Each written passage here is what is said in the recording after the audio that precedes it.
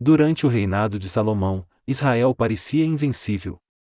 O esplendor do templo cintilava sob o sol do Oriente como se fosse o próprio céu plantado sobre a terra. Jerusalém era um ícone de glória, e sua beleza cegava os olhos das nações. A sabedoria de Salomão atraía reis e rainhas de terras distantes, caravanas cruzavam desertos trazendo ouro, incenso e animais exóticos apenas para ouvir um fragmento de sua inteligência. A cidade santa havia se tornado o coração espiritual e político do mundo antigo. Mas por trás da cortina dourada, um sussurro se espalhava. Primeiro discreto, depois audível. O coração de Salomão começava a se inclinar. Não para o povo. Não para a justiça. Mas para os desejos sutis, sedutores, estrangeiros. Mulheres de nações inimigas, princesas das sombras, passaram a habitar os corredores do palácio. Cada uma carregava não apenas a beleza de sua terra, mas também os ídolos silenciosos de seus deuses mortos. E Salomão, o rei que edificou o templo do Deus vivo, permitiu que outros altares surgissem sobre os montes da cidade que antes era só do Senhor. As oferendas a Yahvé ainda ardiam no templo, mas em colinas vizinhas, sacrifícios a Astarote, Milcom e Quemos manchavam a terra com sangue estranho. O mesmo rei que construíra o santuário com pedras lavradas agora participava de cultos pagãos, corrompendo o trono de Davi com a fumaça da idolatria. O Senhor já o havia advertido 2 vezes. Já havia falado ao rei em sonhos e revelações. Mas Salomão endureceu seu coração. Ele escolheu ignorar a voz que o fizera sábio. E quando a voz se cala, vem o juízo. A sentença não caiu como um raio. Ela desceu como brisa pesada, o reino seria dividido. Não nos dias de Salomão, mas nos de seu filho. Por amor a Davi, a destruição não seria imediata. Mas ela viria.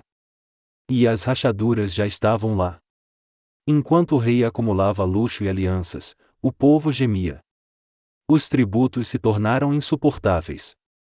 O trabalho forçado consumia os homens das tribos do norte.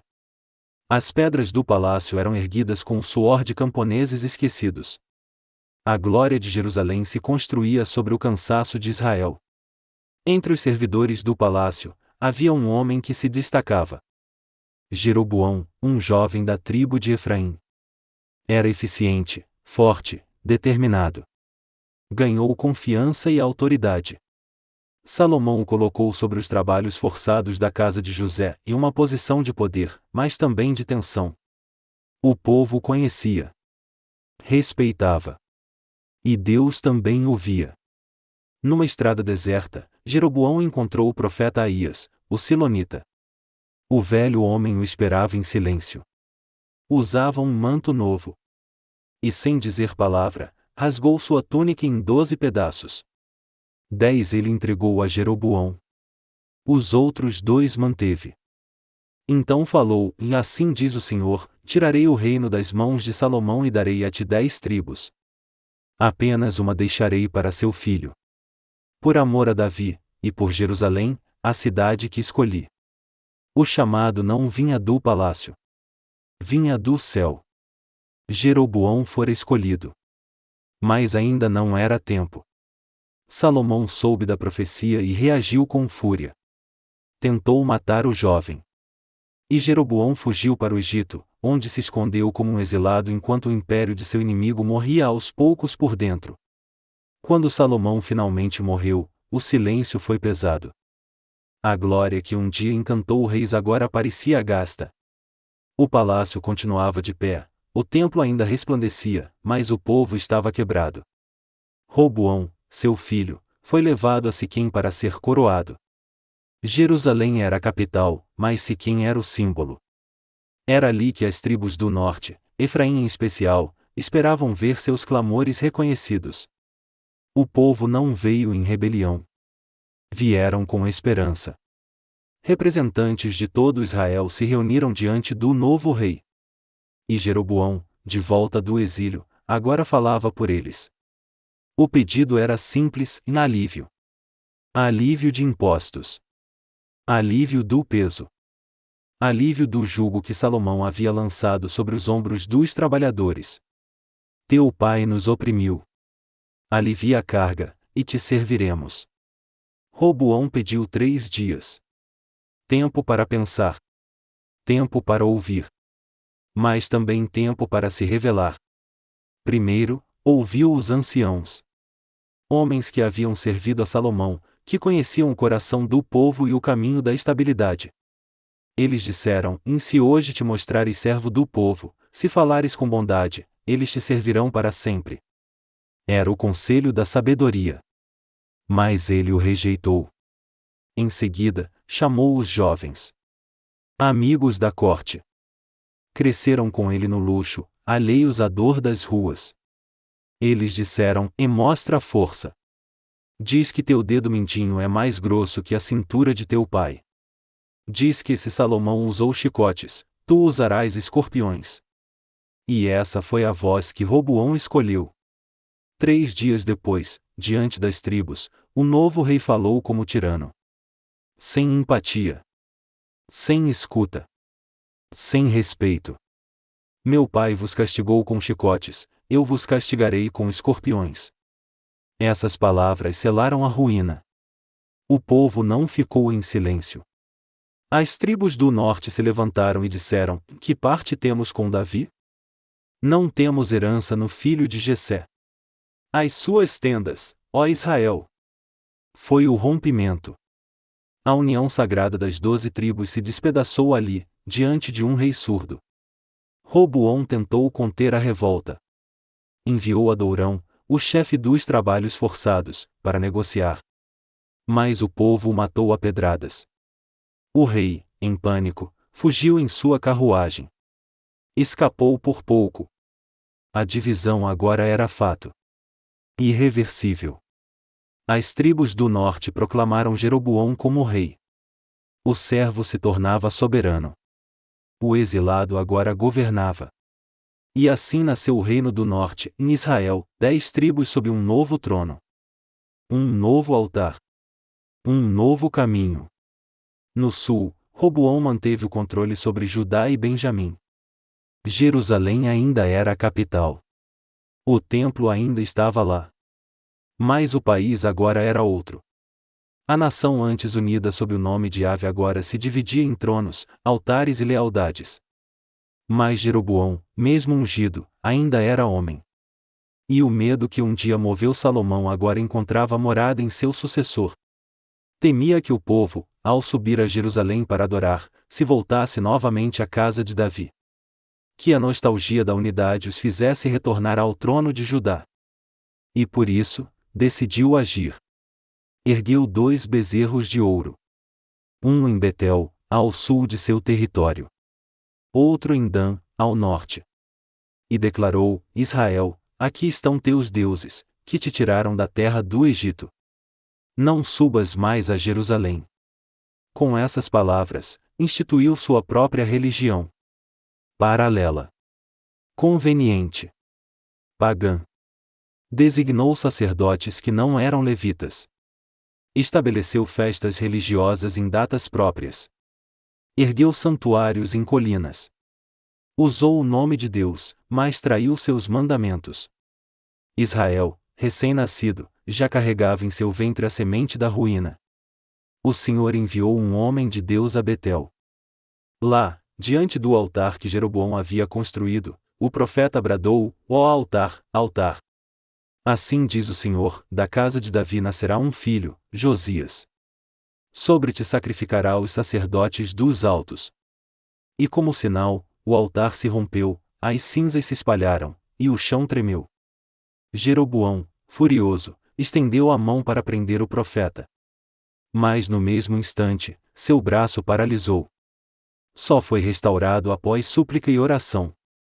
Mesmo assim, não se arrependeu. Ele seguiu como começou, construindo sobre medo, mantendo pelo controle, governando através da rebelião. Roboão subiu ao trono herdando não apenas a glória de um império, mas também o peso de um povo exausto. As tribos do norte vinham suportando décadas de trabalhos forçados, impostos esmagadores e um governo cada vez mais centralizado em Jerusalém. Quando ele foi coroado em Siquém, em cidade do território de Efraim, carregada de simbolismo e ressentimento, e a cerimônia ganhou contornos de julgamento. O povo estava ali para dar uma chance ao novo rei, mas também para exigir mudança. Jeroboão, retornando do exílio no Egito, tornou-se a voz dos descontentes. Não havia ainda desejo de rebelião, apenas o clamor por justiça. Teu pai nos oprimiu com um jugo pesado. Alivia essa carga e te serviremos com lealdade. O pedido era simples, mas carregava séculos de expectativa. Roboão pediu 3 dias para pensar. Primeiro consultou os anciãos que serviram Salomão, homens experientes, que conheciam os caminhos do poder e do povo. Seus conselhos foram claros: se fores servo hoje, serás rei para sempre. Mas o novo rei desprezou a sabedoria dos antigos e buscou o conselho dos jovens com quem crescerá. Ambiciosos, impacientes e orgulhosos, disseram: responde com força. Diz que teu dedo mindinho é mais grosso que a cintura de teu pai. E foi isso que Roboão fez.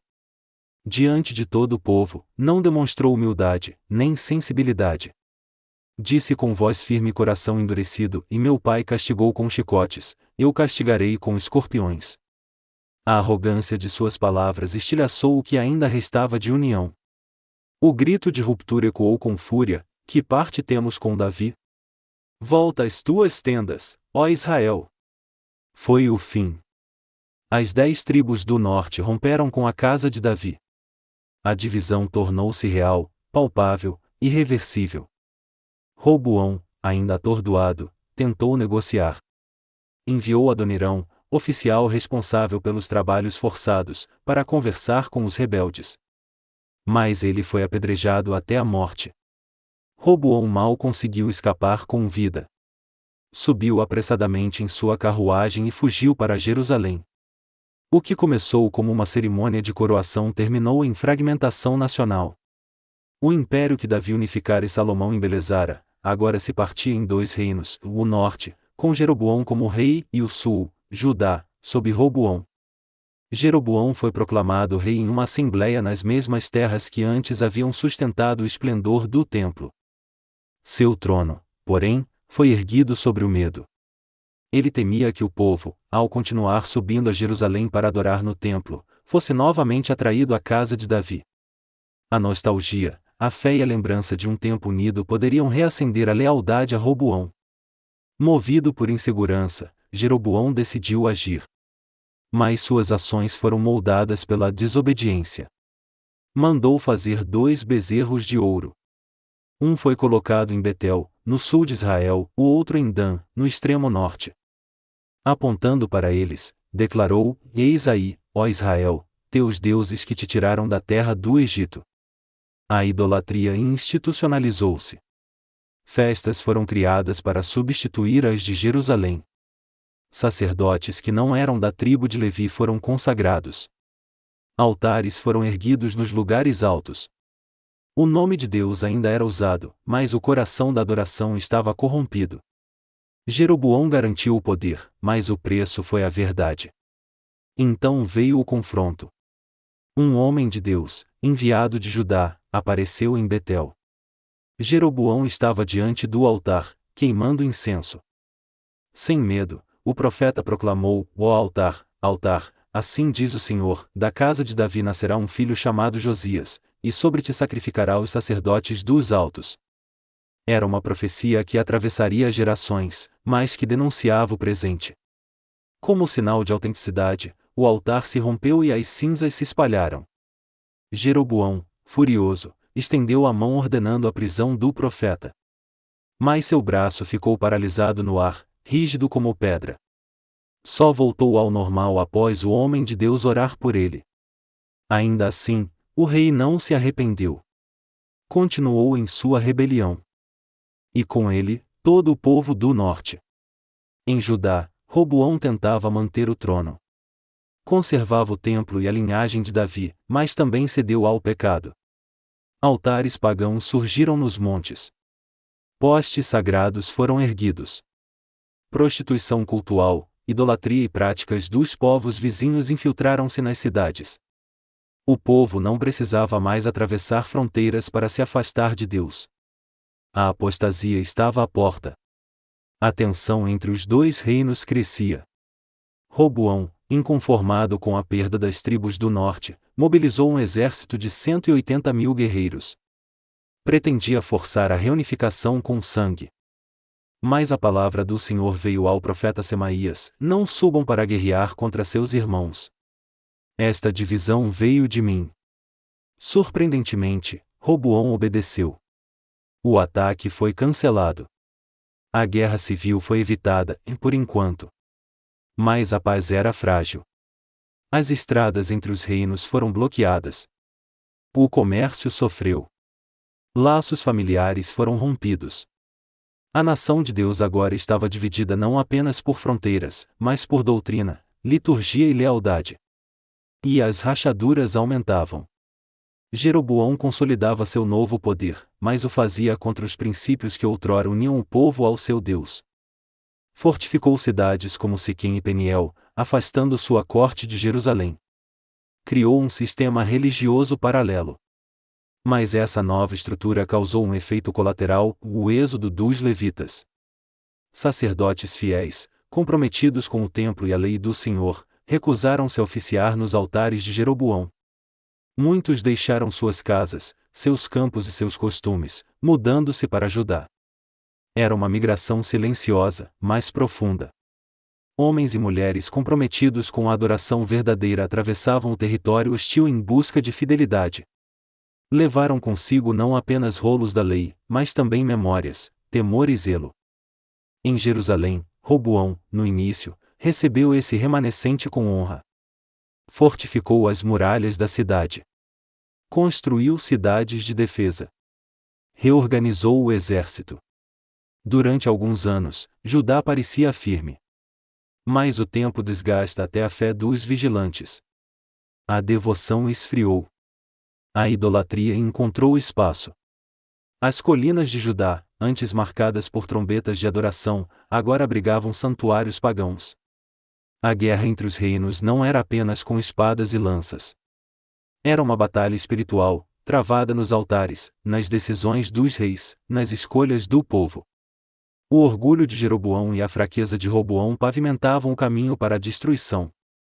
Mesmo assim, Deus não se calou. Mesmo com o povo dividido e o templo desprezado, a aliança feita com Davi ainda permanecia. Era como uma semente enterrada sob a poeira da rebeldia, esperando o tempo certo para florescer. A divisão continuava a corroer o coração da nação. Mas no céu, a promessa ainda estava de pé. Com o passar dos anos, Jeroboão e Roboão envelheceram sobre tronos erguidos sobre a tensão. No norte, Jeroboão reinava com o coração endurecido, determinado a manter o controle por meio da religião corrompida que ele mesmo criará. No sul, Roboão oscilava entre a tradição e a conveniência, cada vez mais tolerante com práticas pagãs. A divisão do reino deixará de ser apenas uma questão política. Tornará-se uma ruptura espiritual. O povo de Deus, antes unido por um pacto e por uma missão, agora seguia caminhos paralelos de desobediência e orgulho. No norte, a religião alternativa de Jeroboão transformará-se em norma. O que começou como uma estratégia política para impedir que o povo voltasse a Jerusalém, agora era uma estrutura oficial, com templos, sacerdotes e rituais. Os bezerros de ouro em Betel e Dan passaram a ser adorados como representações de um Deus que nunca falou. As peregrinações ao templo cessaram. As festas ordenadas por Moisés foram substituídas por celebrações adulteradas. O nome de Deus era usado, mas seu caráter era esquecido. E ainda assim, Deus não abandonou Israel. Como uma luz que insiste em brilhar na escuridão, o Senhor começou a levantar profetas e homens comuns, sem coroa, sem exército, mas com uma voz impregnada de verdade. Esses homens se erguiam nas praças, nos campos, nas portas das cidades, denunciando a idolatria, chamando o povo ao arrependimento e lembrando que a aliança não havia sido esquecida. Mas o povo zombava. Os reis endureciam o coração. Jeroboão, apesar dos milagres que testemunhara, como a paralisia e cura de seu braço, e recusou-se a mudar.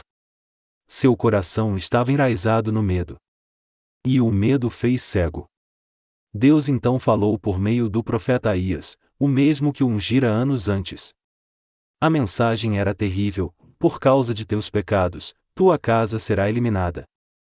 Como se varre o lixo até que não reste nada. E assim foi. Após a morte de Jeroboão, seu filho Nadab assumiu o trono, mas reinou por apenas 2 anos. Foi assassinado por Baasa, um comandante do exército, que exterminou toda a descendência de Jeroboão. A profecia havia se cumprido. Mas Baasa não era diferente. Manteve os bezerros de ouro, preservou os lugares altos, desprezou os profetas. Reinou por 24 anos, mas deixou um legado de idolatria. O padrão estava se formando, e reis subiam ao trono por sangue, governavam com medo e morriam sob o juízo. No sul, Roboão também falhou. Após a morte de Jeroboão, o reino de Judá seguiu ladeira abaixo. Altares foram levantados nos montes.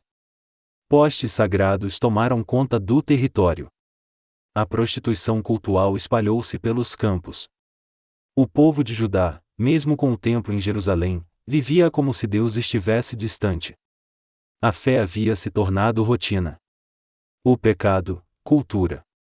Foi então que o juízo de Deus se manifestou com força.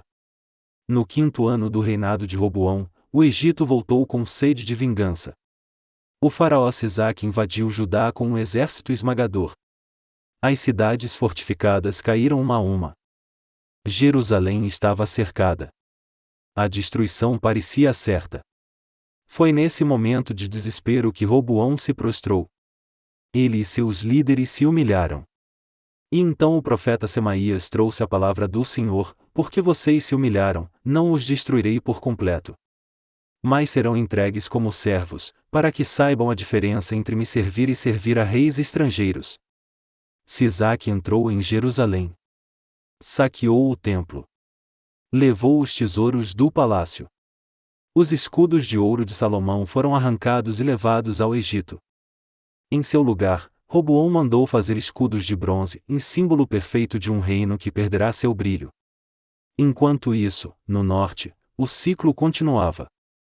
Após Baasa, veio Elá, que reinou por 2 anos antes de ser assassinado por Zinri. Zinri, por sua vez, durou apenas 7 dias no trono antes de ser encurralado pelo povo e se suicidar ateando fogo ao palácio. Cansados da instabilidade, os líderes de Israel colocaram no trono um homem forte, e Omri. Militar experiente, construiu uma nova capital em Samaria, fortificou fronteiras e trouxe prosperidade econômica. Mas espiritualmente, foi um desastre.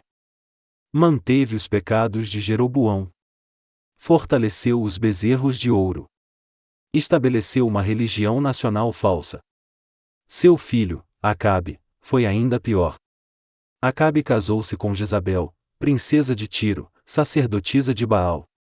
Sob sua influência, o culto a Baal foi oficializado em Israel, altares foram construídos em todo o território. Profetas do Senhor foram perseguidos, muitos mortos. Jezabel governava com mão de ferro e alma de serpente. A idolatria deixou de ser apenas tolerada, tornou-se política de Estado. Mas foi nesse ambiente sombrio que Deus levantou um profeta que mudaria tudo, e Elias, o tesbita. Sua chegada não teve aviso. Não foi anunciado por trombetas nem por sonhos. Apenas apareceu, diante de Acabe, com uma palavra que faria o céu se fechar: tão certo como vive o Senhor, perante quem estou, não cairá orvalho nem chuva nestes anos, senão segundo a minha palavra. E assim foi. O céu se calou. Os campos secaram. Os rios sumiram. A fome tomou conta de Israel. Baal, o deus da chuva, permaneceu em silêncio. A idolatria fora desmascarada pela própria natureza. Elias foi escondido por Deus. Primeiro junto ao ribeiro de Querite, onde corvos o alimentavam. Depois, na casa de uma viúva em Sarepta, onde o milagre da farinha e do azeite jamais se esgotou. Enquanto o povo sofria, o profeta aguardava o tempo do confronto.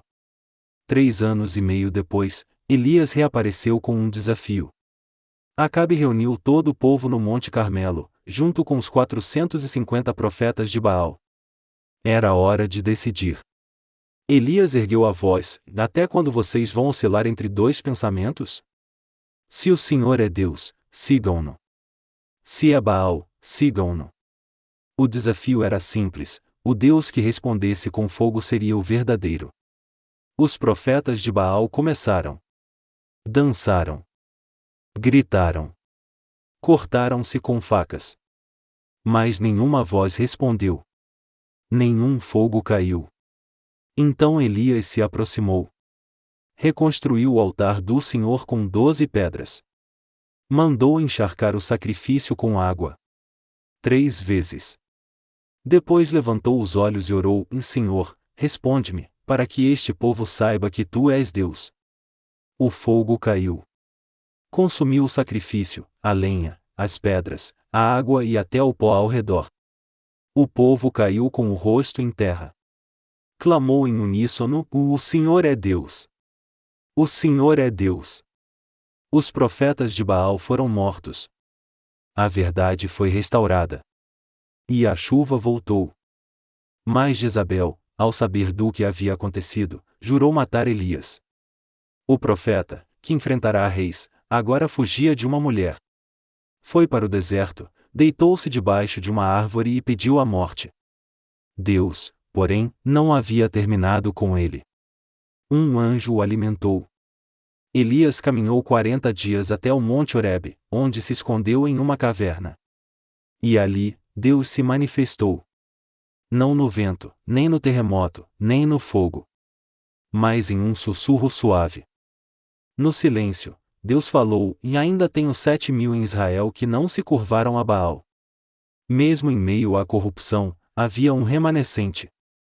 Enquanto Elias era a voz profética do norte, em Judá a corrupção avançava de forma mais sutil. Após a morte de Roboão, veio Abias, que reinou por apenas 3 anos. Depois, Asa assumiu o trono e tentou restaurar a adoração verdadeira. Removeu altares, destruiu ídolos e até destituiu sua mãe do cargo de rainha-mãe por causa de sua idolatria. Foi um tempo de reforma e estabilidade. Mas nos últimos anos, Asa confiou mais em alianças humanas do que no Senhor. E quando foi confrontado pelo profeta Anani, mandou prendê-lo. Seu filho Josafá assumiu o trono e trouxe nova esperança. Enviou levitas para ensinar a lei, reformou a justiça, fortaleceu as cidades. Foi um rei piedoso, mas cometeu 2 erros graves: uniu-se à casa de Acabe por meio de casamento e marchou com ele à guerra, mesmo advertido por um profeta. Essas alianças selariam o futuro de Judá. No auge da corrupção do Reino do Norte, reis se sucediam como peças em um tabuleiro ensanguentado. Nenhuma dinastia permanecia por muito tempo. Tronos eram conquistados por traições, e palácios se transformavam em túmulos. O povo já não sabia a quem obedecer. A autoridade era imposta pela espada, e a fé se tornava cada vez mais rarefeita. A idolatria havia se institucionalizado. Altares a Baal e Azerá se multiplicavam como pragas nas colinas de Israel. O nome de Yahvé era murmurado por poucos e ignorado por muitos. Os profetas continuavam a se levantar, clamando no meio das ruínas espirituais. Jonas, Oséias, Amós e homens comuns com mensagens divinas. Eles não apenas denunciavam a idolatria, mas expunham o adultério espiritual da nação. Apontavam para o orgulho, a exploração dos pobres, a injustiça nos tribunais. O povo, entretanto, zombava, endurecia o coração, seguia banquetes vazios e alianças com nações estrangeiras. Trocaram a aliança com o Deus vivo por promessas frágeis de impérios humanos. A paciência divina se estendia como um fio invisível, mas esse fio estava prestes a arrebentar. O profeta Oséias foi a última trombeta de advertência antes do colapso total. O reino do norte, que já havia se afastado da casa de Davi do templo em Jerusalém, estava prestes a ser arrancado da terra. O juízo viria pelas mãos da Assíria, o império mais brutal da época. Não por acaso, Deus escolheu uma nação que simbolizava o terror. O pecado precisava ser confrontado com severidade. No ano de 722 a.C., Samaria foi sitiada. 3 anos de fome, violência e desespero consumiram a cidade. Quando finalmente caiu, não sobrou glória, nem dignidade. Foi o fim. O fim de um reino que havia nascido da rebelião e morrido na idolatria. Milhares foram deportados, arrastados para terras distantes. Uma nova população foi trazida para ocupar o vazio. O nome de Israel agora era apenas ruína e memória. No lugar do povo de Deus, nasceu um povo misturado, sem identidade espiritual, os samaritanos. No sul, em Judá, o som do juízo ecoava com peso. A queda do reino irmão era um alerta. Mas em vez de arrependimento, vieram a acomodação e a repetição dos mesmos erros. Os reis de Judá ainda se apoiavam na promessa feita a Davi, mas esqueciam que a aliança era condicional à obediência. Após Jeorão, vieram reis fracos, manipulados por alianças com o norte e corrompidos por mulheres ímpias como Atália, filha de Jezabel. Essa mulher ousou tomar o trono e tentar destruir a linhagem de Davi. Mas a promessa divina não podia ser quebrada. Um bebê chamado Joás foi escondido no templo por 6 anos, guardado pelo sacerdote Joiada. Quando o tempo chegou, o menino foi coroado rei. O povo se levantou, Atália foi morta, e o templo voltou a ser purificado. Joás começou bem. Restaurou a casa do Senhor, promoveu reformas.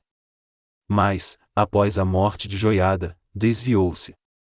Ouviu falsos conselhos, permitiu a volta da idolatria e mandou matar o profeta Zacarias, filho de Joiada, que o confrontava com a verdade. O sangue de Zacarias clamada por justiça. Vieram novos reis, e com eles, ciclos de aparente renovação seguidos por quedas vergonhosas. Amazias, Uzias, Jotão.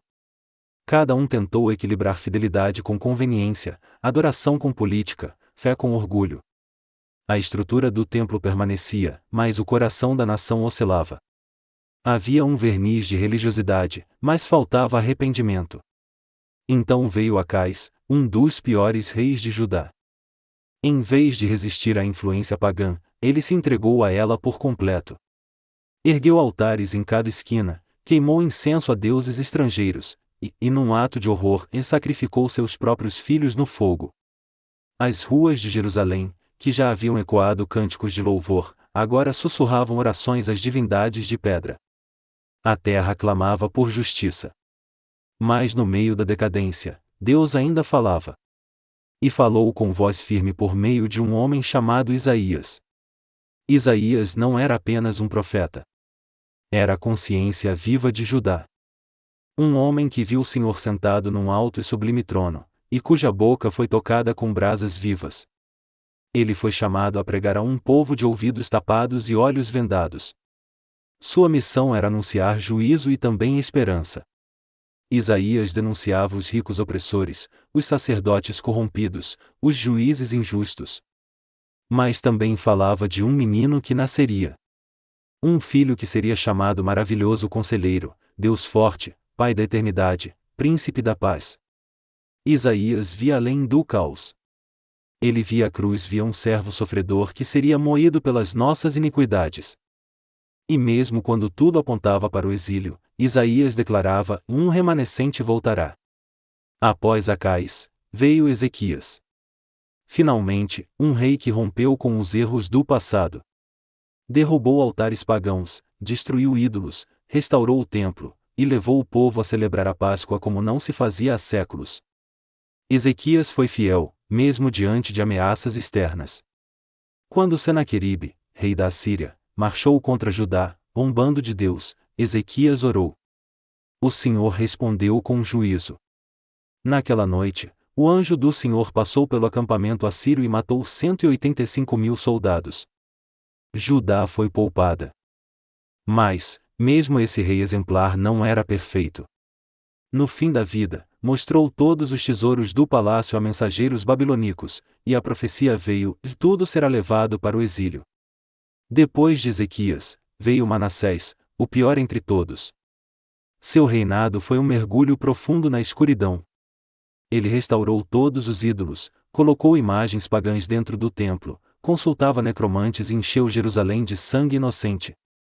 Seu pecado foi tão grande que selou o destino da nação. Mesmo que houvesse avivamentos futuros, o juízo viria. Manassés se arrependeu no exílio e foi restaurado, mas o dano estava feito. O povo se afeiçoou à idolatria. Depois dele, vieram reis passageiros, uns bons, outros maus. Até que Josias subiu ao trono. Ainda menino, buscou o Senhor de todo o coração. Limpou a terra dos ídolos, redescobriu o livro da lei e levou o povo a um grande avivamento. Mas a ferida era profunda demais. O avivamento não durou. Josias morreu jovem, em batalha. Seus filhos reinaram mal, e o fim se aproximava. Nabucodonosor, rei da Babilônia, apareceu no horizonte como instrumento do juízo divino. Em 3 campanhas sucessivas, Judá foi subjugada. A cada vez, mais tesouros, mais príncipes, mais jovens eram levados para longe. Até que, em 586 a.C., Jerusalém foi sitiada, saqueada e queimada. O templo foi destruído. Os muros derrubados. O povo, exilado. A linhagem de Davi parecia cortada. A esperança parecia extinta. Mas Deus não esquece suas promessas. Mesmo no exílio, ele preservou um remanescente. Profetas como Jeremias, Ezequiel e Daniel mantiveram viva a chama da fé. Eles apontavam para um futuro rei. Um descendente de Davi. Um servo. Um Messias. E, quando a plenitude do tempo chegou, esse rei nasceu. Não em um palácio, mas em uma estrebaria. Não em Jerusalém gloriosa, mas em Belém esquecida. Seu nome era Jesus. O Filho de Deus. O leão da tribo de Judá. O descendente legítimo de Davi. Ele não veio para dividir o reino, mas para restaurar corações. Não para destruir altares, mas para se tornar o sacrifício perfeito. Não para conquistar um trono terreno, mas para estabelecer um reino eterno, onde justiça e paz jamais terão fim.